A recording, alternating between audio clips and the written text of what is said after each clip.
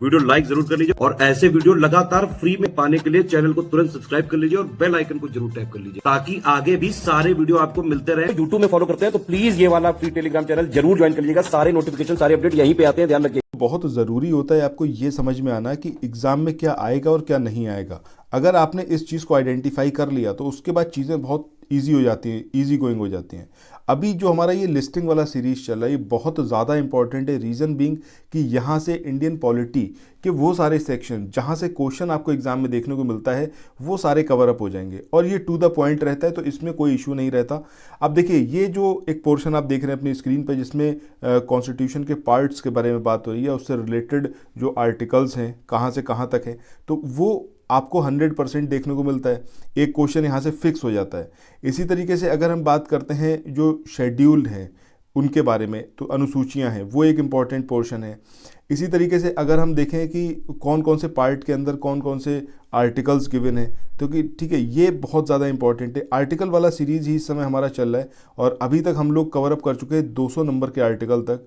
आज का ये वाला जो वीडियो रहेगा इसमें हम 200 से आगे चलेंगे और जो इंपॉर्टेंट आर्टिकल्स हैं मैं आपको बताता जाऊँगा कौन कौन से आर्टिकल्स आपको याद रखने। देखिए सारे आर्टिकल्स याद रहें तो दैट इज़ नॉट पॉसिबल, वो मुमकिन ही नहीं है किसी के लिए भी। आप कंप्यूटर तो है नहीं, है तो इंसान, और एग्जामिनेशन जब होता है तो उसमें भी एग्जामिनर को ही पता होता है, जो मतलब एग्ज़ाम सेट करते हैं पेपर उनको ही पता होता है क्या हमें पूछना है क्या नहीं पूछना है। जो चीज़ें करंट अफेयर में रहती हैं, जो इम्पॉर्टेंट आर्टिकल्स हैं, ठीक है, या जो भी नया कुछ अमेंडमेंट हुआ है, वो जो कुछ भी करंट अफेयर में रहता है वो थोड़ा सा ज़्यादा इंपॉर्टेंट हो जाता है। बट ऐसा नहीं है कि स्टैटिक को आप इग्नोर कर सकते हैं। सो स्टैटिक के साथ में करंट अफेयर आपको पढ़ते हुए चलना है। इसीलिए स्टडी फॉर सिविल सर्विसेज ने ये सेपरेटली सारे PDF बनाए हैं ताकि आप जो है अपनी तैयारी को और अच्छे से कर पाएँ। सो आगे हम बढ़ें इससे पहले एक चीज़ आपसे बोलना चाहूँगा कि अगर आप लोग PCS के लिए, RO के लिए या फिर आप BEO के लिए प्रयासरत हैं और आप चाहते हैं इन परीक्षाओं में सफल होना, सो आपको सबसे पहला काम ये करना चाहिए कि SCS यानी कि स्टडी फॉर सिविल सर्विसेज का जो कोर्स है उसमें एनरोल करवाइए, क्योंकि उसमें एनरोल कराने के बाद ये सारी PDF आपके पास होंगी, आपको गाइडेंस प्रॉपर मिलेगा, आपको बताया जाएगा कि आप किस तरीके से आगे अप्रोच करें ताकि आपका जो एग्ज़ाम है वो निकल पाए। सो आपको सिंपली यही करना है कि आप हमें ज्वाइन करिए और ये जो कोर्सेज है इसमें एनरोल करवा लीजिए, क्योंकि लाइफ में एक टाइम तो आपको कहीं ना कहीं इन्वेस्ट करना पड़ेगा अपने फ्यूचर के लिए। अगर आज करेंगे तो आप जो सरकारी नौकरी का सपना देखे हैं, आप SDM बनना चाहते हैं, आप समीक्षा अधिकारी बनना चाहते हैं, वो सपना आपका 100% यहाँ पर साकार होगा। तो चलिए अब यहाँ पर स्टार्ट करते हैं हम आर्टिकल नंबर 201 से। सो आर्टिकल नंबर 201 की बात करें तो ये जो आर्टिकल है इसमें विचार के लिए आरक्षित विधेयक के बारे में है। जो आर्टिकल इंपॉर्टेंट होगा मैं आपको बताता चलूँगा, उसको आप नोट डाउन करते चलिएगा, या फिर अगर आपने एनरोल करा रखा है कोर्स में तब तो कोई इशू नहीं है, आपके पास PDF ऑलरेडी होगी, उस पर आप मार्क करते रहेंगे। ठीक है, चलिए नेक्स्ट क्वेश्चन के बारे में बात करें। आर्टिकल 202 इसमें वार्षिक वित्तीय विवरण के बारे में है, इंपॉर्टेंट आर्टिकल है, इसको आप याद रखिएगा। आर्टिकल नंबर 203 की बात करें तो विधानमंडल में प्राक्कलनों यानी कि एस्टिमेशंस के संबंध में प्रक्रिया के बारे में है। आर्टिकल नंबर 204 ये विनियोग विधेयक के बारे में है। आर्टिकल 205 अनुपूरक, अतिरिक्त या अधिक अनुदान के बारे में है, इंपॉर्टेंट है ये आर्टिकल, याद रखिए। आर्टिकल नंबर 206 की बात करें लेखा अनुदान, प्रत्यानुदान और अपवादा अनुदान, इससे रिलेटेड है ये। इसके बाद आर्टिकल नंबर 207 की बात करें, यहाँ पर बात हो रही है वित्तीय विधेयकों के बारे में विशेष उपबंध। आर्टिकल 208 की बात करें प्रक्रिया के नियम। आर्टिकल 209 राज्य के विधानमंडलों में वित्तीय कार्य संबंधी प्रक्रिया का विधि द्वारा विनियमन यानी कि रेगुलेशन। आर्टिकल 210 की बात करें विधानमंडल में प्रयोग की जाने वाली भाषा, दिस इज़ इम्पॉर्टेंट आर्टिकल, इसको भी याद रखिएगा। नेक्स्ट आर्टिकल पे चलते हैं। सो आर्टिकल 211 यहाँ पर बात हो रही है विधानमंडल में चर्चा पर निर्बंध। आर्टिकल 212 न्यायालयों द्वारा विधानमंडल की कार्रवाइयों की जांच न किया जाना। आर्टिकल 213 विधानमंडल के विश्रांति काल में अध्यादेश प्रख्यापित करने की राज्यपाल की शक्ति, यानी कि जो ऑर्डिनेंस पास करने की पावर है राज्यपाल की, उसके बारे में है। आर्टिकल 213 इंपॉर्टेंट है, याद रखिएगा। कमेंट सेक्शन में बताइएगा जो ऑर्डिनेंस पास करने की प्रेसिडेंट की पावर है यानी कि राष्ट्रपति की है, वो कौन से आर्टिकल में है, ये कमेंट सेक्शन में आप लोग बताइएगा। ऑलरेडी हम कवर अप कर चुके हैं उसे। इसके बाद नेक्स्ट जो आर्टिकल्स स्टार्ट होते हैं वो हैं आपके हाई कोर्ट से रिलेटेड।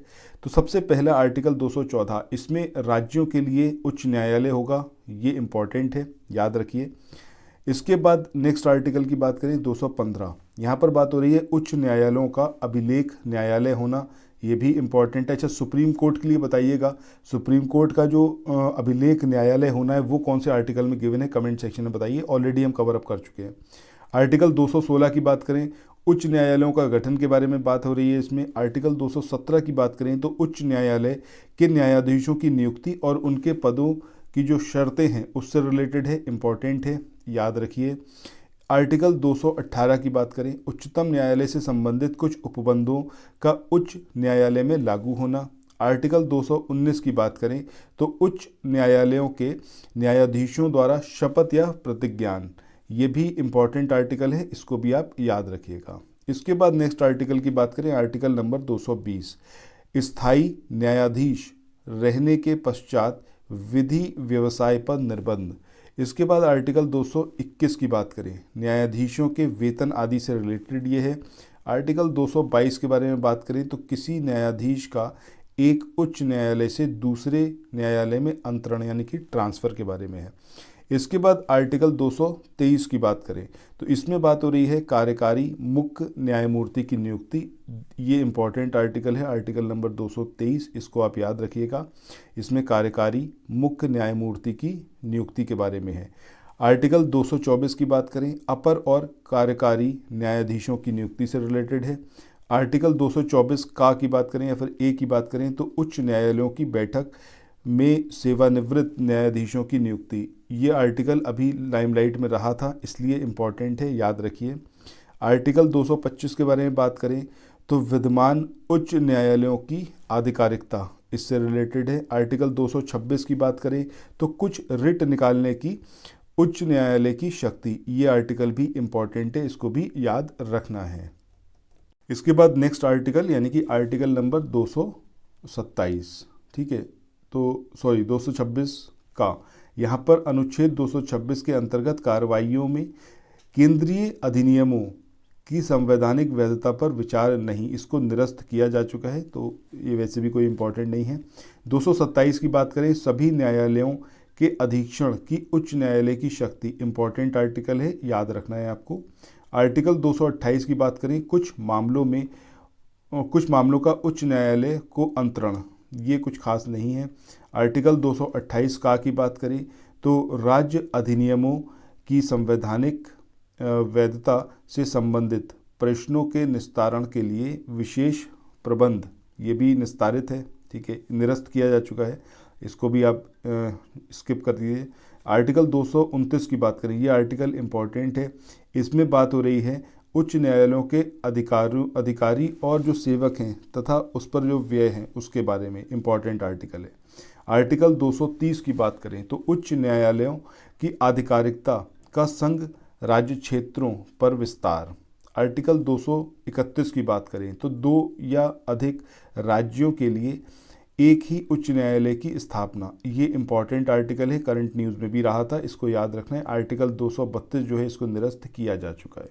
सो ये हमारे आर्टिकल्स थे जो कि रिलेटेड थे आपके हाई कोर्ट से। इसके बाद जो हमारा नेक्स्ट वीडियो आएगा जिसमें हम लोग अधीनस्थ न्यायालय और उसके बाद के जो आर्टिकल्स हैं उनको देखेंगे। सो आपको ये वीडियो सीरीज़ कैसी लग रही कमेंट सेक्शन में ज़रूर बताइएगा। और जाते जाते इतना ज़रूर बोलूँगा कि उत्तर प्रदेश पीसीएस की परीक्षा के लिए, समीक्षा अधिकारी के लिए, बीईओ के लिए या फिर किसी भी वनडे एग्ज़ाम के लिए जो बेस्ट यूट्यूब प्लेटफॉर्म है that is study for civil services, आप तुरंत यहाँ पर एनरोल करवाएँ। और एनरोल कराने से आपका जो सपना है सरकारी नौकरी का वो 110% पूरा होगा। आपको सिर्फ 2 ही काम करने हैं, आपको मल्टीपल टाइम्स रिवाइज करना है जो पीडीएफ आपको प्रोवाइड की जाएंगी, और जो हमारा ये वीडियो सीरीज़ है इसको आपको कंप्लीट देखना है।